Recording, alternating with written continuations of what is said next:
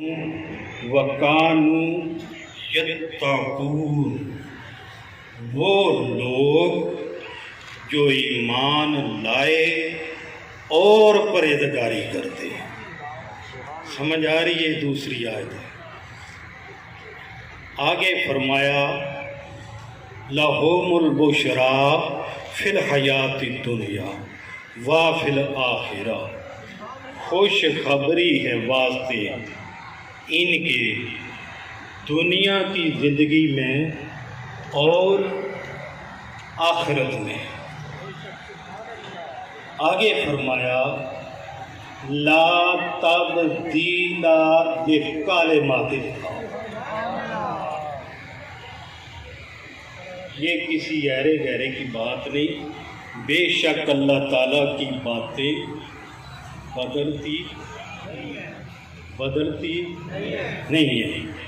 آگے فرمایا ذالک هو الفوز العظیم، اور یہی ہے ان کی بہت بڑی کامیابی۔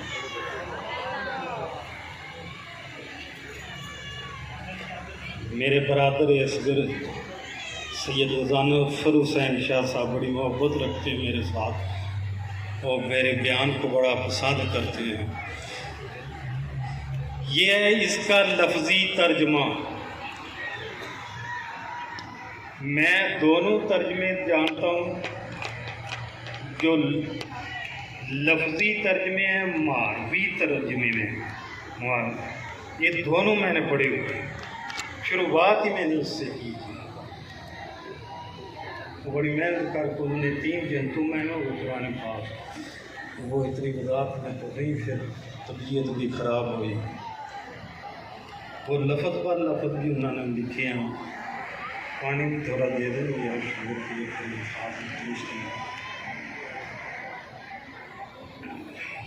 نہیں معافی میں آنا، وہ دونوں لکھے ہوئے ہیں، آپ بھی شروع کریں۔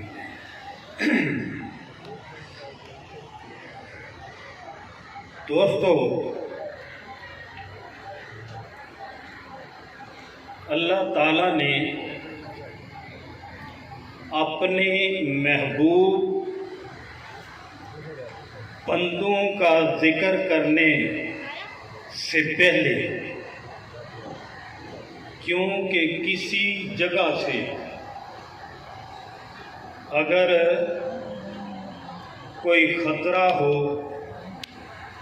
کوئی پریشانی ہو، تو وہ بڑی جو اس کو بھیجتا ہے، جو اس کو سبق دیتا ہے، وہ اس سے بڑی تحقیق کرتا ہے، ہوشیار ہو کے رہنا۔ جیسے یہ سامنے ٹرانسفارمر لگا ہوا ہے، اس پر لکھا ہوا ہے خطرہ۔ کیا لکھا ہوا ہے؟ خطرہ۔ اس سے مراد کیا ہے؟ ان کی تاریں جو انہیں اگر ہاتھ لگاؤ گے تو جان جانے کا خطرہ ہے۔ تیل والی ٹینکی پر بھی لکھا ہوتا ہے خطرہ۔ اس سے مراد یہ ہے کہ اس کے اندر جو چیز ہے، اگر آگ والا کوئی کام کیا نا اس کے نزدیک، تو اس چیز کا خطرہ ہے کہ اس کے اندر جو چیز ہے وہ خود بخود جل کے راکھ ہو جائے گی، اسے آگ پڑ جائے گی۔ یہ صرف 2 مثالیں آپ کو سمجھانے کے لیے، اس لیے اللہ تعالیٰ نے فرمایا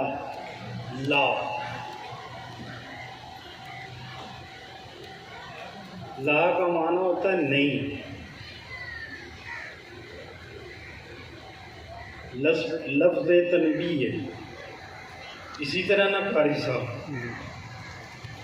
تو جہاں سے اللہ تعالیٰ نے فرمایا خبردار ہوشیار ہو جو جن کا میں ذکر کرنے والا ہوں، جن کا میں ذکر کرنے والا ہوں، غور کر لو، ہوشیار ہو جو بے شک جو میرے بندے ہیں، میرے دوست ہیں، ان پر نہ کچھ خوف ہے اور نہ غم۔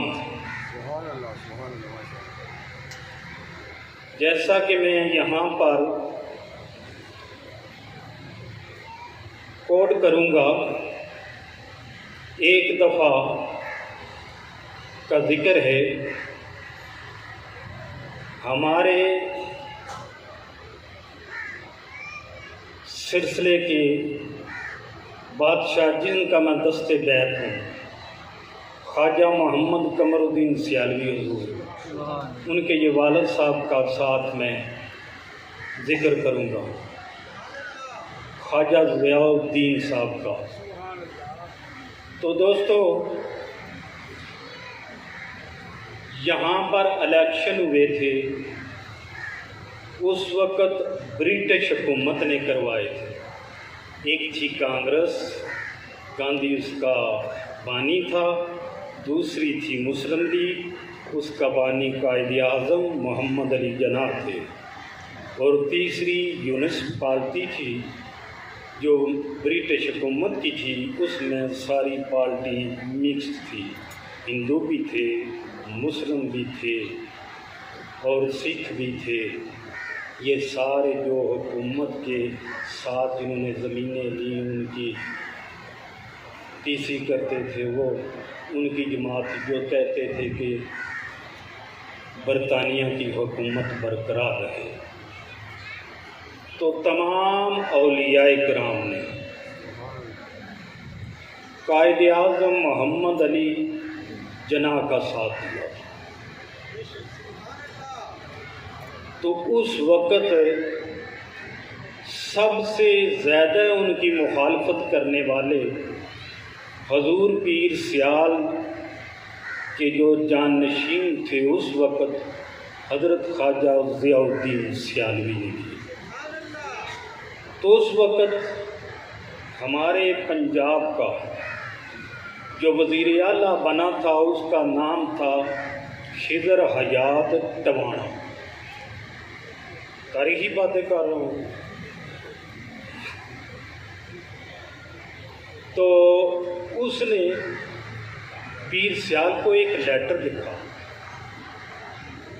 سردیوں کا موسم تھا، کہا کہ آپ نے بہت مخالفت کر لی ہے برٹش حکومت کی، برطانیہ کی، اس لیے آپ کو یہ لیٹر لکھا جاتا ہے حکومت کی طرف سے کہ آپ آئندہ کے بعد برٹش حکومت کی مخالفت چھوڑ دیں، ورنہ حکومت جیلوں میں رکھنا جانتی ہے، حکومت تکلیفیں دینا جانتی ہے، حکومت پریشانیاں کھڑی کرنی جانتی ہے، اس لیے آپ حکومت کی مخالفت چھوڑ دیں۔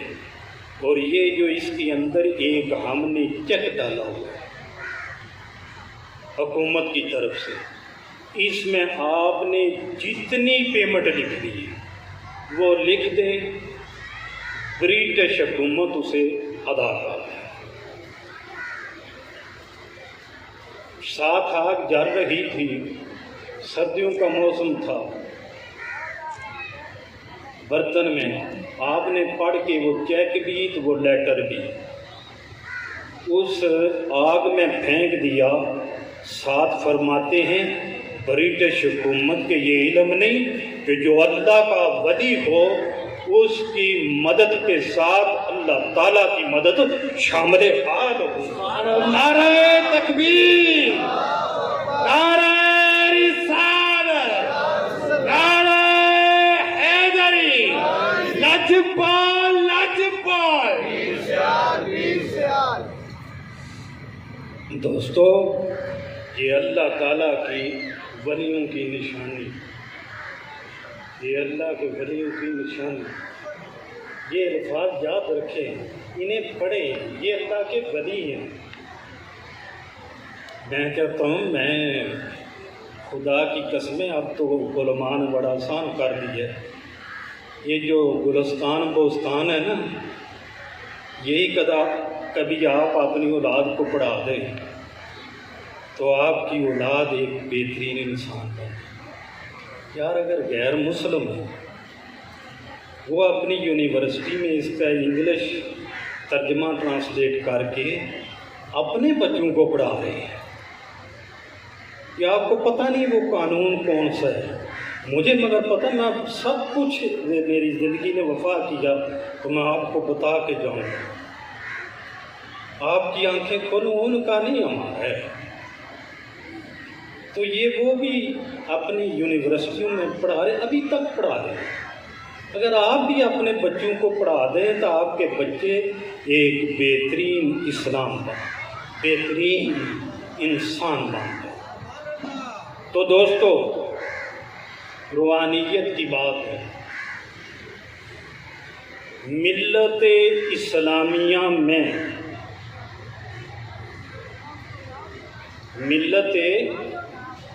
اسلامیہ میں ظاہر کو شریعت کہتے ہیں،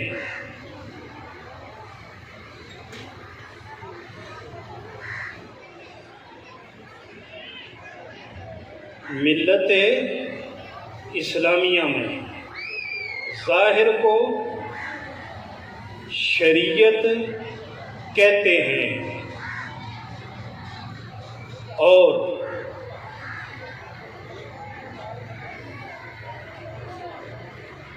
یہ شریعت کا ظاہری بات ہے، اور طریقت ہے جو اسے باطن کہتے ہیں، اسے باطن کہتے ہیں۔ اس لیے اور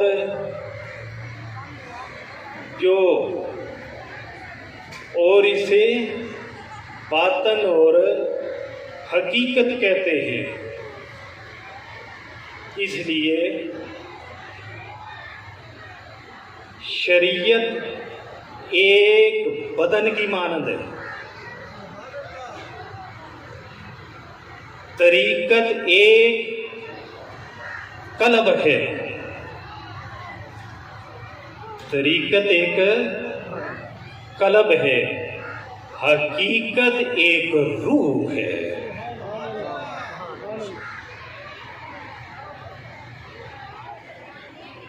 شریعت میں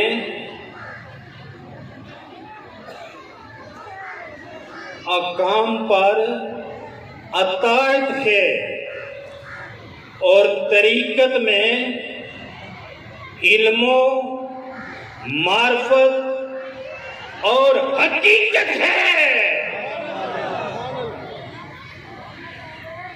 اس کی وضاحت میں نہیں جاؤں گا ضرور کبھی، مگر یہ روحانیت کی بات ہے، اس لیے آپ کو سمجھانے کے لیے۔ تو دوستو، آگے جو بات چل رہی تھی کہ اولیاء اللہ کی، وہ آپ کے سامنے لفظی ترجمہ رکھا، ساتھ حضور پیر سیال کی ایک اللہ کے ولی تھے، ان کی مثال پیش کی جو تاریخ میں موجود ہے۔ ٹھیک ہے جی، آگے بات تقریر میری شروع ہے، آگے میری تقریر شروع ہے، ٹھیک ہے۔ تو دوستو، اللہ کے ولی آج سید ملک علی شاہ صاحب، الحافظ سید مزمل حسین شاہ صاحب، جن کا عرس پاک ہے، آپ تشریف لائے۔ ہم نے جو پیغام دینا تھا وہ یہ ہے کہ اللہ کے ولی، ان پر اللہ تعالیٰ نے فرمایا کسی چیز کا غم نہیں، اور ڈر کس چیز کا ہے؟ ڈر اس چیز کا ہے کہ یہاں نہ تو جان ضائع ہونے کا ڈر ہے،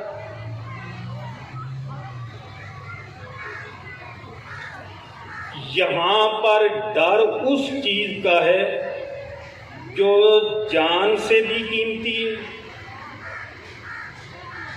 ہر شے سے قیمتی ہے۔ وہ کون سی چیز ہے؟ ایمان۔ رب فرما رہا ہے اے میرے بندو خبردار سن لو، ہوشیار ہو جاؤ، جن کی میں ذکر کر رہا ہوں ان کی بے ادبی، اولیاء کرام کی کبھی بے ادبی نہ کرو، ان کی بے ادبی، ان کی گستاخی کرنے سے بے شک تو نمازی ہے، بے شک تو جو کچھ بھی ہے، مگر تمہیں خبر تک نہ ہوگی کہ تمہارا ایمان ضائع ہو جائے۔ نعرہ تکبیر، نعرہ رسالت، نعرہ حیدری، تمہارا ایمان ضائع ہو جائے گا۔ آگے فرمایا کہ ان کی یہ نشانی ہے، وہ یہ نہیں ہے کہ بے نماز ہیں عظمت صاحب، وہ ان کی نشانیاں رب نے بیان کیا۔ آپ ہر بندے کو ولی اللہ مان لیتے ہیں، رب نے ولی اللہ کی پوری ڈیٹیل دے دی ہے، آپ کو یہ نہ سمجھائیں تو ان کی بات ہے۔ آگے فرمایا کہ ان کی نشانی کیا ہے؟ ان کی نشانی یہ ہے کہ جس وقت وہ ایمان لے آتے ہیں، الذین آمنوا وکانوا یتقون، وہ لوگ پھر پرہیزگاری کرتے ہیں، یہ ان کی نشانی بنائی ہے کہ وہ میرے بندے ہیں۔ یہ نہیں کہ چرس پینے والے ہیں، یہ نہیں ہے بے نماز ہیں، نہ ان کی یہ نہ سمجھنا گستاخی کی تو ہمیں ایمان ضائع، نہ وہ جن کا ایمان ضائع ہوتا ہے، جو میرے دوست ہوتے ہیں، وہ متقی ہوتے ہیں، وہ پرہیزگار ہوتے ہیں، وہ نمازی ہوتے ہیں، وہ غازی ہوتے ہیں، ان کی یہ نشانی ہے کہ وہ پرہیزگار ہوتے ہیں۔ آگے فرمایا لا تبدیل لکلمات، آگے فرمایا لہم البشریٰ فی الحیات الدنیا و فی الآخرہ۔ دوسری ان کی نشانی یہ بنائی کہ میری طرف سے انہیں خوش خبری ہے دنیا اور آخرت کی زندگی میں، دنیا کی زندگی میں اور آخرت میں۔ پھر آگے فرمایا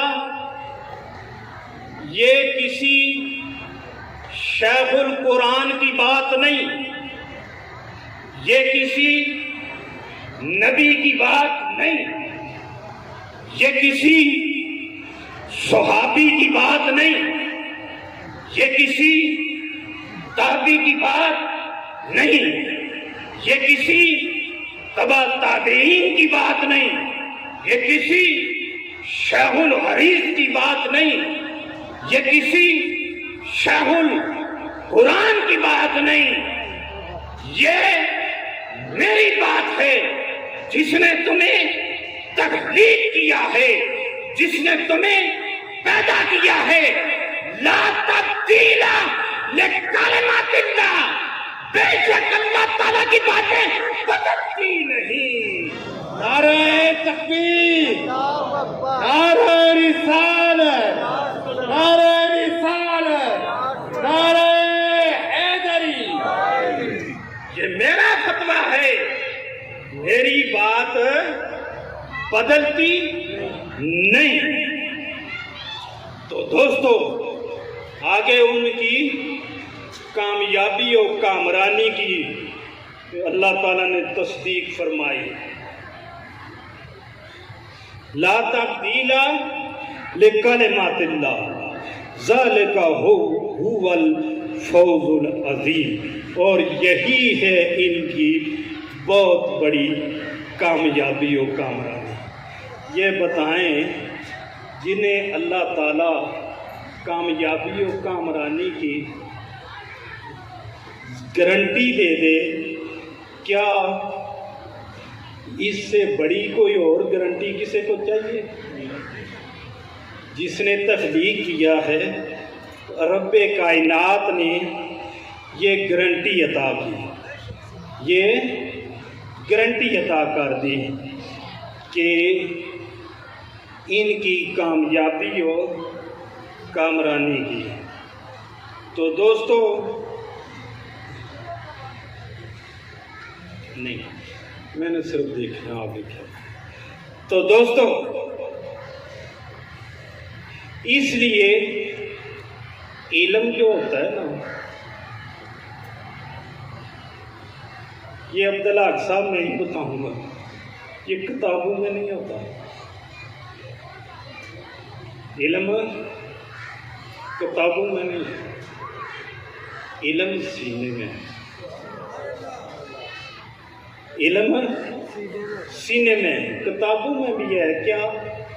معلومات. صرف کتابوں میں صرف معلومات ہے، علم نہیں ہے. علم سینوں میں. آگے میں نے مثالیں دینی ہیں. علم سینوں میں ہے. کیسے؟ میں نہیں کہتا، اپنی طرف سے بات نہیں کرتا. العلم فی الصدور لا فی الصدور. علم سینوں میں ہے نہ کہ لینوں میں، صدروں میں. صدور کہتے ہیں سینے کو، صدر کہتے ہیں لینوں کو. میں نہیں کہتا کہاں علم، علم سینوں میں ہے نہ کہ صدروں میں ہے. سمجھ آئی بات؟ کہاں ہے؟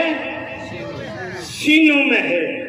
اسی لیے قرآن پاک کی کسی کو سمجھ نہیں آئے گی. نعرہ تکبیر. قرآن پاک کی کسی کو سمجھ نہیں آئے گی. خدا کی قسمیں بے شک کھول کے دیکھ لے، جس وقت مصطفیٰ کی محبت کے بغیر سمجھ نہیں آتی. سمجھ نہیں آئے گی. نعرہ تکبیر، نعرہ رسالت، نعرہ حیدری. تو جو ہے نا جی، میں بڑی اچھی طریقے سے سمجھا رہا ہوں آپ کو، کیونکہ یہ درگاہوں سے نہیں ملتی. ملنی یہ چیز ہے. کیسے بتائیں مجھے؟ علماء بیٹھے ہوئے ہیں. یہ قرآن پاک بک کی صورت میں آیا یا پڑھا ہوا ہے؟ پڑھا ہوا ہے. اور کیا بک کی صورت میں آیا یا رسول اللہ کے سینے پر آیا؟ اس کو بھی یاد رکھیں نا جو میں نے پڑھا ہے. تو اس کو بھی آپ کو اپنی زبان میں سمجھا رہا ہوں. وہ تو عربی تھی نا. کہاں سے آیا جوید صاحب؟ حضور کے سینے پر آیا. اور یہ مجھے بتائیں کہ بک کی صورت معلومات کے لیے نہیں بلکہ رسول اللہ کے سینے مبارک پر آنے کے بعد یہ پڑھا ہوا قرآن پاک آیا ہے، کیونکہ حضور کی زبان سے یہ نکلتا رہا ہے اور ہم تک بک کی صورت میں نہیں پہنچا، حضور کی زبان مبارک سے پہنچا ہے. اور ہم تک پہنچے بک کی صورت میں، بعد میں آیا. ہم نے اپنے لیے بنایا، اسے محفوظ کیا جیسے صحابہ نے کیا، ترتیب ایک دیے قیامت تک کہ ایسے ہونا تھا. تو اس لیے یہ کہاں آیا ہے؟ سینوں میں. اور حضور یہ پڑھا ہوا قرآن پاک آیا ہے. یہ نہیں کہ کتاب کی صورت میں اسے ہم نے، ویسے عربی والے فصاحت و بلاغت کے بڑے ماہر تھے. تو دوستو آگے ہم جو بات کر رہے کہ اسے سائنس نے بھی ظاہر کر دیا ہے۔ اب آ رہا ہوں کہ حضور علیہ الصلوۃ والسلام حضرت امام حسین کو کہاں پر لٹاتے تھے؟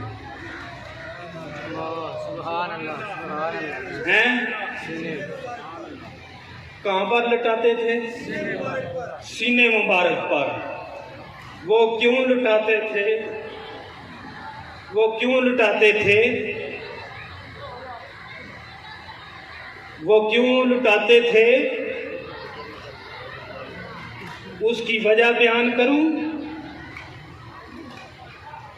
اس کی وجہ بیان کروں؟ کیوں لٹاتے تھے؟ اس کی وجہ کیا تھی؟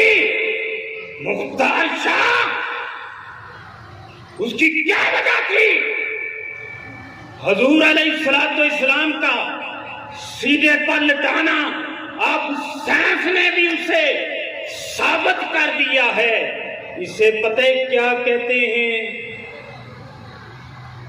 اسے پتہ کیا کہتے ہیں؟ الفلا شوائیں۔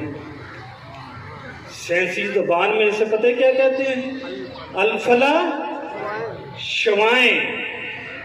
اور انگلش میں اسے کہتے ہیں، انگلش میں اسے پتہ کیا کہتے ہیں؟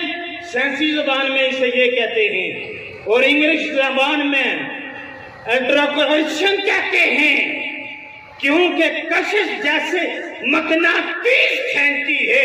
اس لیے وہ سائنس والے کہتے ہیں کہ اس سینے پر جس وقت دوسرا سینہ ٹچ ہوتا ہے اس سے شعاعیں نکلتی ہیں اور دوسرے سینے میں منتقل ہوتی ہیں۔ رسول اللہ اپنا باطنی علم اپنے زمانے میں حسین کو اپنے سینے پر لٹا کے وہ منتقل کر رہے تھے۔ نعرہ تکبیر، نعرہ رسالت، نعرہ حیدری، نعرہ حیدری۔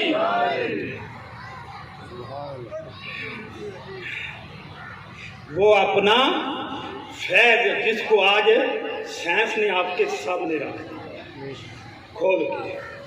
تو دوستو، اس لیے یہ روحانیت علم کی بات کروں گا نا، وہ جو آگے چل رہا ہے، تو دوستو ہمارے سلسلہ چشتیہ کے جو بزرگ ہیں، بانی ہیں، ان کا نام ہے حضرت علی کرم اللہ وجہ الکریم، اور ان کے خلیفے کا نام ہے حضرت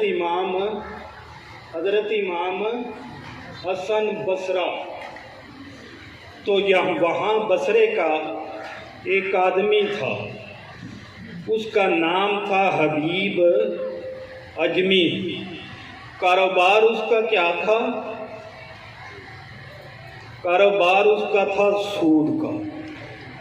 سود ایک ایسا جرم ہے اسلام میں، اس کے 70 گناہ لکھے گئے، اور سب سے نچلا جو گناہ ہے نا وہ یہ ہے کہ 17واں وہ ہے اپنی ماں سے زنا کرنے کی۔ توبہ کریں، ایک بار زبان سے توبہ کریں، استغفر اللہ، اس لیے سود سے بچیں۔ تو دوستو وہ سود کا کام کرتے تھے اور اتنے سخت آدمی تھے، اتنے سخت آدمی تھے، تو جو ہے نا میری طرف، اور جس کے گھر سود لینے کے لیے چلے جاتے واپس نہیں آتے، واپس نہیں آتے تھے لینے کے بغیر۔ تو جس وقت وہ گھر سے نکلتے تھے، بڑے تو ایک طرف رہ گئے، چھوٹے چھوٹے بچے یہ جانتے تھے، اور راستے میں جس وقت حبیب اجمی گیا اور وہ بچے بھاگنا شروع کر دیا انہوں نے، اور کہنا شروع کر دیا کہ حبیب اجمی آ رہا ہے، وہ سود خور، اس کی دھول سے بچو، کہیں اس کے قدموں کی دھول ہم پر نہ پڑ جائے۔ اتنے وہ بچے سمجھدار تھے، وہ معاشرے میں ان کا اتنا گندا مقام تھا۔ تو دوستو اب وہ چلے گئے، وہ اجازت نہیں سے دیتی، ورنہ وہ سری والا واقعہ میں نے بیان کرنا تھا، وہ جو خون بن گئی تھی، پھر توبہ کی طرف گئے تھے۔ تو جس وقت وہ گئے، آگے گئے، یہ کس کے پاس گئے؟ امام حسن بصرہ کے پاس گئے۔ کس کے پاس گئے؟ امام حسن بصرہ کے پاس گئے۔ عرض کی حضور، میں معاشرے کا وہ حبیب اجمی جو ایک سود خور ہوں، آپ کی خدمت میں توبہ کے لیے آیا اور آپ کا مرید بننے کے لیے آیا ہوں۔ آپ کے ہاتھ پر بیعت کرنا اسے عید کہتے ہیں۔ عید شکنی کرنا بہت بڑا جرم ہے۔ آپ بیعت کو معمولی شے نہ سمجھیں، حسین پاک نے جان دے دی، بیعت نہیں دی۔ تو دوستو بیعت کرنے کے لیے آئے ہیں، تو ان کی تربیت مولا کائنات نے کی ہوئی تھی نا، درس کے تو نہیں نہ پڑے ہوئے تھے امام حسن بصرہ، ان کی نگاہوں سے پڑے ہوئے تھے، ان کی صحبت سے پڑے ہوئے تھے، کتابوں میں نہیں سینے سے پڑے ہوئے تھے۔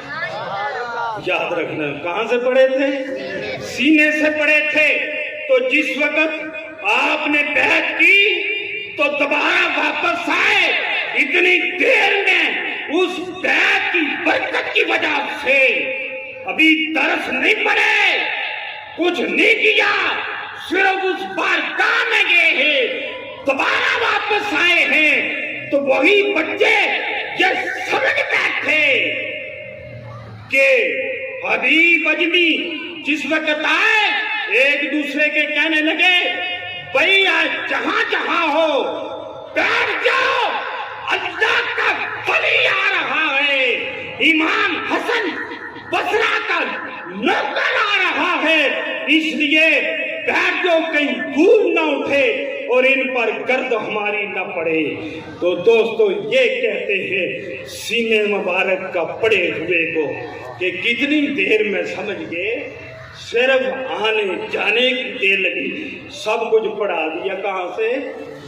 سینے سے۔ نعرہ تکبیر، نعرہ رسالت، نعرہ حیدری، آستان علیہ شکریہ شریف، خواجہ پیر سید تبارک حسین شاہ صاحب، خواجہ پیر سید تبارک حسین شاہ صاحب۔ یہ آگے ہم آپ کو علم غیب کے حوالے سے کوئی عرض کروں؟ سننا چاہتے ہیں؟ مولویوں کو سنیں، سینے کے پڑے ہوئے بندے کو بھی سنو۔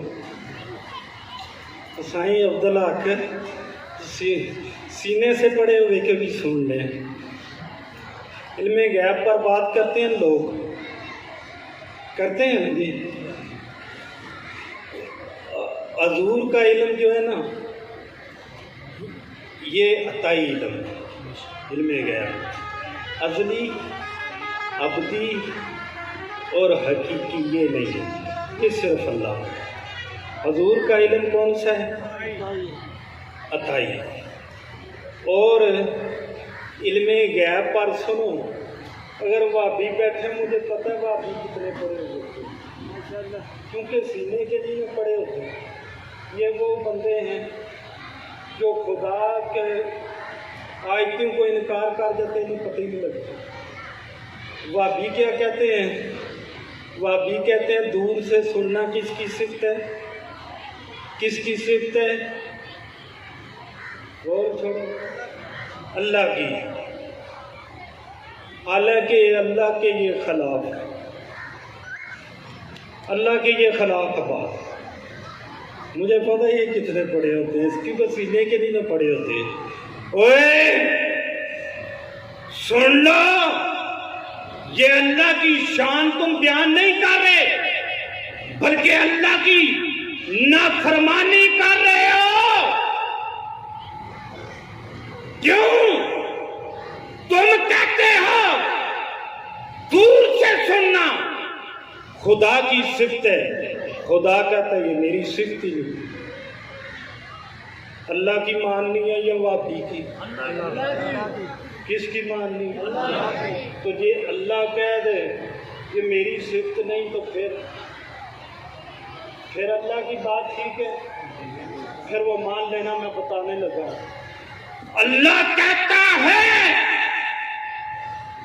دور سے سننا یہ میری صفت نہیں، دور سے سننا اور نزدیک سے سننا یہ مصطفیٰ کی صفت ہے۔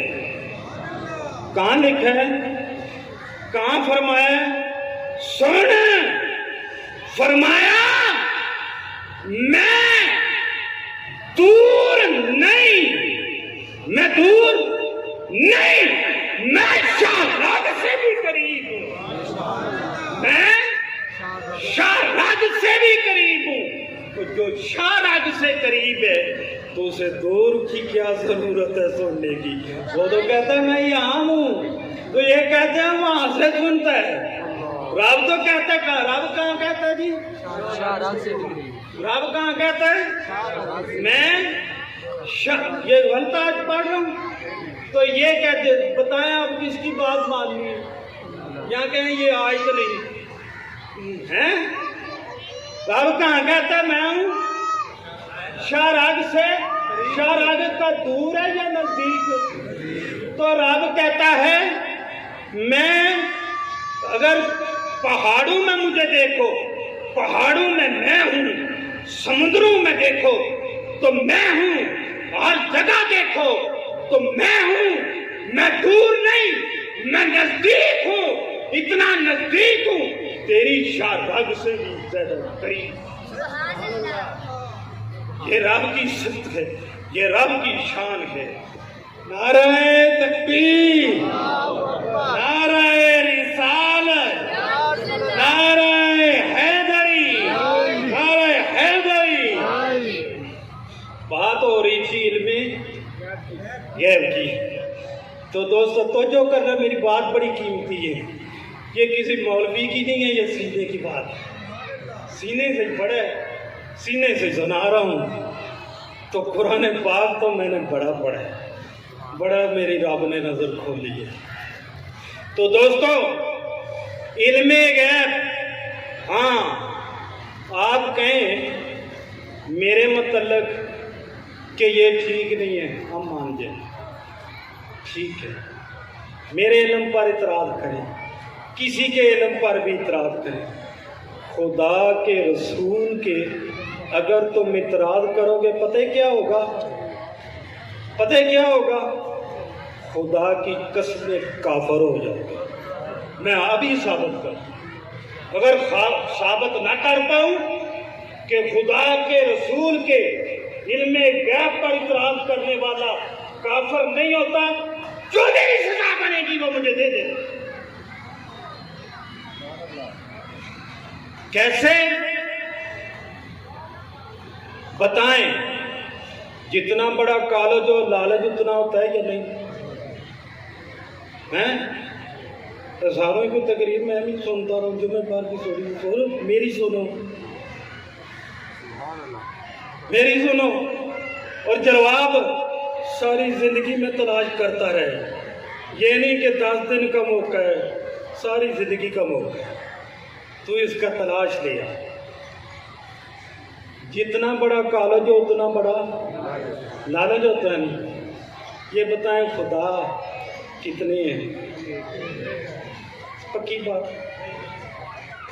جو 2 نکل آئے تو پھر ایک ہی ہے، کس کے کہنے پر مان؟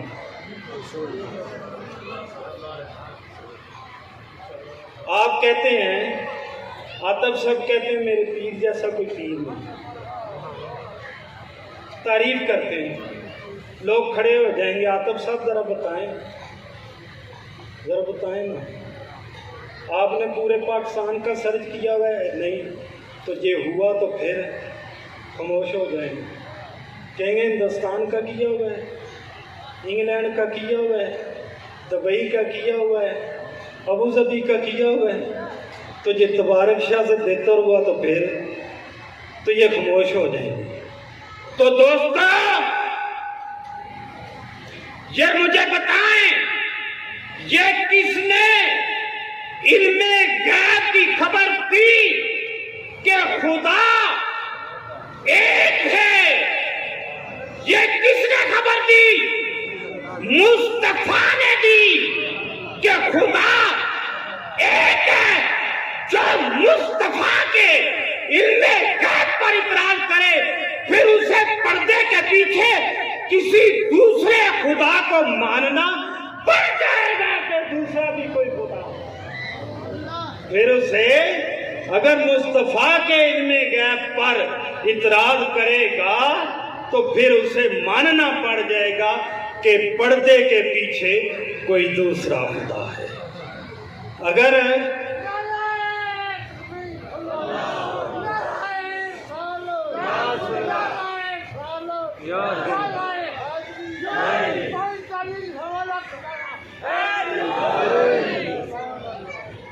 خوش رکھے، سلامت رکھو، اللہ تعالیٰ تھوڑے محبت سلامت رکھے۔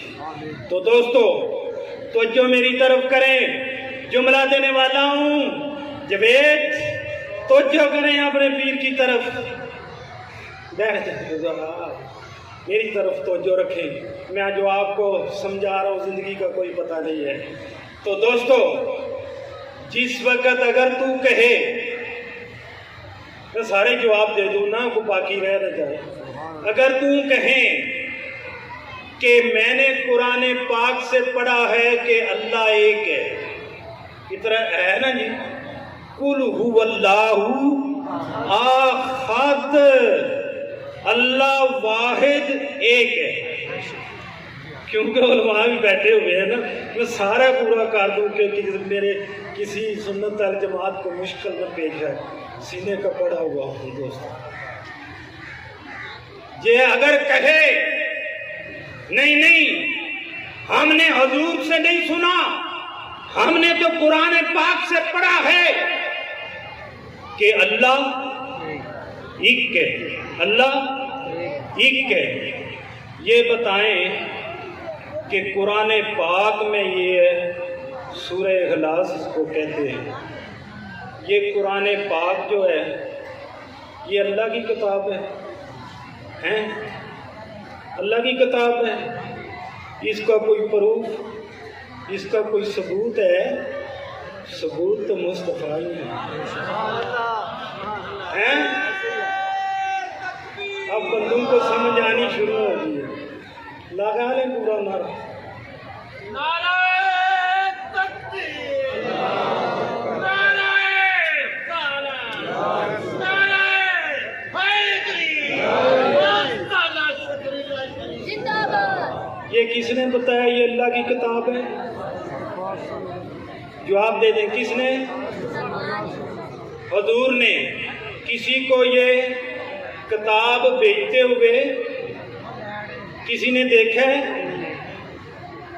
جبرائیل لائے ہیں، جبرائیل کو کسی نے دیکھا ہے؟ مصطفیٰ نے فرمایا جبرائیل لائے ہیں، مصطفیٰ نے فرمایا نا جبرائیل لائے ہیں۔ یہ جو اللہ کی کتاب ہے، یہ تو کس کے کہنے پر خدا کی کتاب اس کا معنی وہ مصطفیٰ کریم نے فرمایا ہے کہ یہ اللہ کی کتاب ہے، اور پھر خدا نے بھی یہ نہیں فرمایا کہ میں ایک ہوں، رب نے فرمایا ہے قُلْ هُوَ اللَّهُ احد۔ اے محبوب تم فرماؤ کہ اللہ واحد ہے۔ نعرہ تکبیر، نعرہ رسالت، نعرہ حیدری۔ یہ کس نے فرمایا ہے؟ کہ اللہ ایک ہے، کیا رب نے فرمایا تم یہ خبر دو غیب کی کہ اللہ ایک ہے۔ تو اگر ہم نے حضور کے علم غیب پر نہ مان لایا تو پھر دوسرا خدا ماننا پڑے گا یا نہیں پڑے گا؟ اب اگلی بات آپ کو علم غیب کی اور وسیلے کی سمجھاؤں، ٹھیک ہے دوستو؟ تو جو میری طرف کر لیں کہ بس کر دو، کوشش کریں گا کہ میری صحت کو چھوڑ دیں گے، آپ اپنی بات کریں۔ میں نے آپ کو کہا ہے کہ میں نے دین کے لیے وقف کر دیا ہے، ویسے ایک دو واقعہ یہ پورا کر کے آپ سے جا چاہوں یہ وسیلے سے۔ ایک منٹ خاموش ہو جائیں، خاموش ہو جائیں دوستو۔ وسیلے کی بات اور علم غیب کی بات ایک اور آپ کو سناؤں گا، اس کے بعد ایک اور بات کروں گا وسیلے کی۔ یہ بتائیں حضور کو معراج ہوا جہاں سے 10واں سپارہ شروع ہوتا ہے، ذکر بھی وہاں سے ابتدا سے ہی ہے، ایسے ہی ہے۔ جس وقت حضور کو جویز صاحب معراج ہوا تو کیا کوئی نیوز چلی تھی؟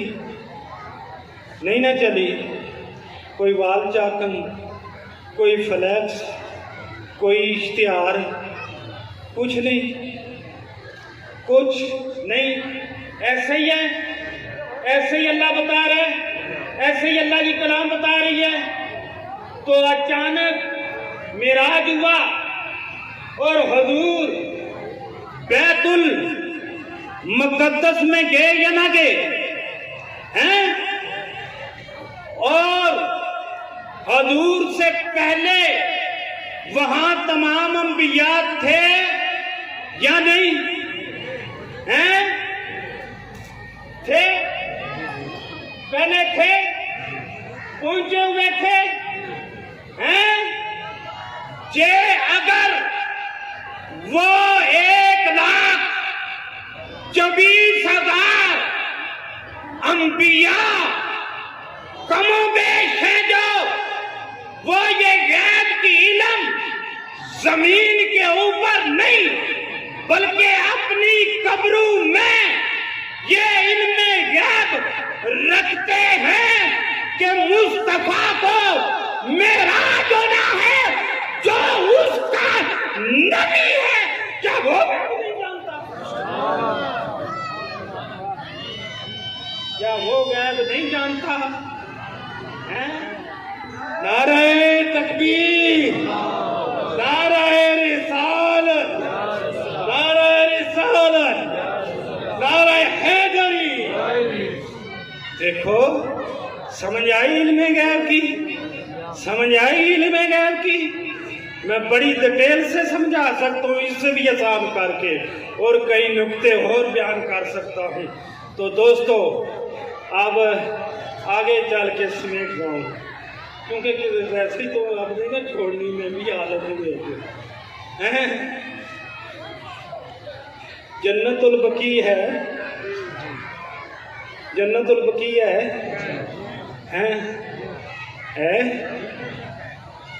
سب سے پہلے بخشش بھی انہی کی ہونی۔ تو حضور نے علم غیب عطا فرمایا، اس وقت چند قبریں تھیں جنت البقیع میں، تو حضور نے فرمایا جنت البقیع میں 70,000 بندے کی تدفین ہوگی۔ اس وقت 70,000 بندہ نہیں تھا، ریاض الجنہ کی بات نہیں کر رہا، وہ سنی ہوئی ہے آپ نے۔ تو جو ہے میری طرف کتنے بندے؟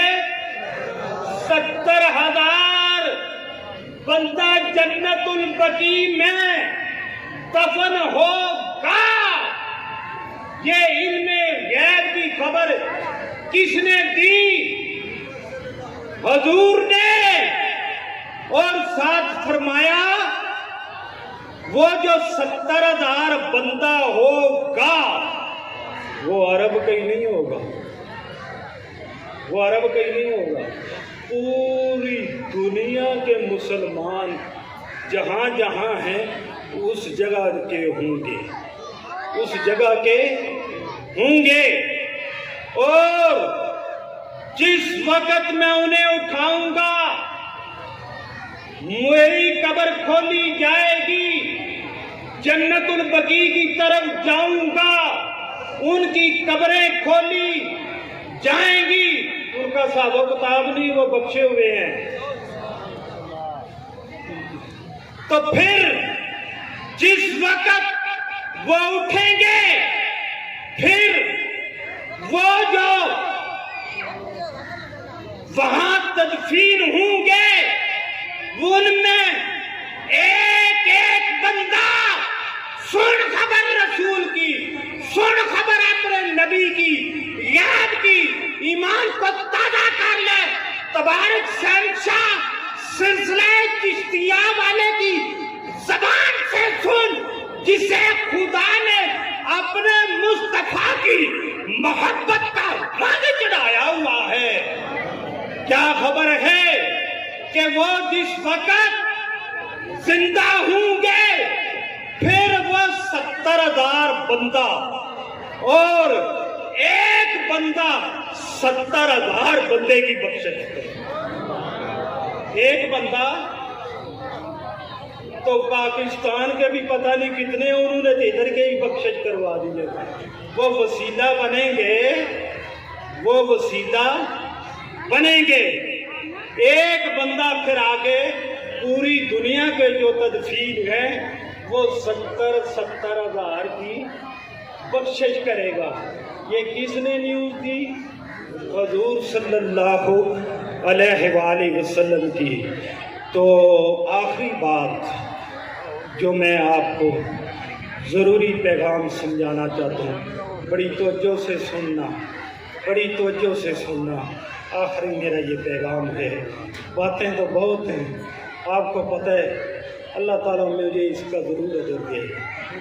تو دوستو باتیں تو بڑی ہیں، آخری پیغام یہ ہے دوستو، آج مسلمان ذلیل اور خوار ہو رہے ہیں، ذلیل اور خوار ہو رہے ہیں۔ یار کوئی نہیں توجہ ہو رہے ہیں، برما میں ہو رہے ہیں، سعودیہ میں، پاکستان میں، ملک بھی اپنے، ہر جگہ غلامی کا پٹا ہمارے گال میں ڈال دیا گیا۔ اس کی وجہ پتہ کیا ہے؟ وجہ یہ ہے، یہودی اور ہمارے پاس ہے علم مسلمانوں کے۔ یہودی جس وقت وہ بھی ذلیل و خوار ہو رہے ہیں، ان کی پتہ وجہ کیا ہے ذلیل و خوار ہونے کی؟ ان کی وجہ پتہ کیا ہے؟ کیا وجہ ہے؟ حضور سے جس وقت وہ باتیں کرتے تھے مولوی ان کے، تو وہ کہتے تھے ہم توریت کو مانتے ہیں۔ کس کو؟ توریت کو۔ حضور نے فرمایا پھر چلو توریت کو ہی مانو، جس کو مانا جائے اس کا حکم ماننا چاہیے یا نہیں؟ ماننا چاہیے نا۔ تو پھر آپ نے فرمایا اگر توریت کو مانتے ہو تو پھر توریت پر عمل کر کے دکھائیں۔ توریت نے جو کچھ میرے متعلق آپ کو بتایا اس پر پھر عمل کیوں نہیں کرتے، اسے چھپاتے کیوں ہو؟ اور توریت تمہیں کہتی ہے رشوت نہ لو تو پھر لیتے کیوں ہو؟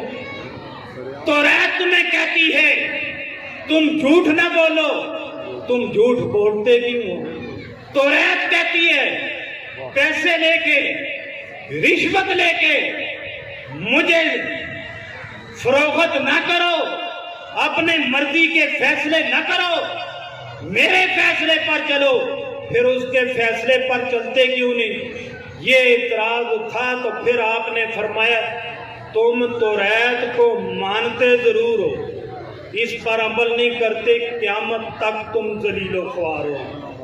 क़यामत तक बोले सारे, तुम जलीलो ख्वार होगे। मुझे ये बताएं, जलीलो ख्वार होते हैं या नहीं हैं? तो हमारी वजह क्या है? आखिरी पैगाम है, हमारी वजह क्या है कि हम कुरान पाक को मानते हैं ना? नहीं मानते। कुरान सब में कहता है नमाज पढ़ो, तो हमारी एक शरीयत बेनमाजों की है ये नहीं। कुरान कहता है ज़कात दो, अक्सरियत है कुरान ना पढ़ने वालों की, ज़कात ना देने वालों की, है या नहीं है? कुरान कहता है झूठ ना बोलो, झूठ बोलने में अक्सरियत है या नहीं? कुरान कहता है रोजा रखो, ना रोजे रखने वालों में अक्सरियत है या नहीं? हम भी कुरान पाक को उनकी तरह मानते जरूर हैं, मगर इस पर अमल नहीं करते। अब हम पूरी दुनिया में कुरान को छोड़ के, कुरान को छोड़ के बर्मा में भी जलीलो ख्वार हो रहे, अपने मुल्क में भी जलीलो ख्वार हो रहे, हर जगह। बल्कि उन यहूदियों साइयों की हम हाथों जलील और ख्वार हो रहे हैं। इसलिए दरगाह मुकद्दस का यही पैगाम है कि जिस तरह हम इसका हुक्म मानते हैं, मेरे कहने पर नहीं, अल्लाह के कहने पर, जिसने हमें तख्लीक किया है, यही हमारी आखिरी आपको पैगाम है। अगर ये अमल कर लें तो हम भी उसी तरह जिस तरह अक्सरियत में अक़लियत में थे और अक्सरियत में आए हैं, तो आज भी हमारा उसी तरह रोग होगा, उसी तरह दबदबा होगा, उसी तरह हमारा रब चर्चा कर देगा। वमा अलैना इल्लल बलागुल मुबीन। अपनी जगह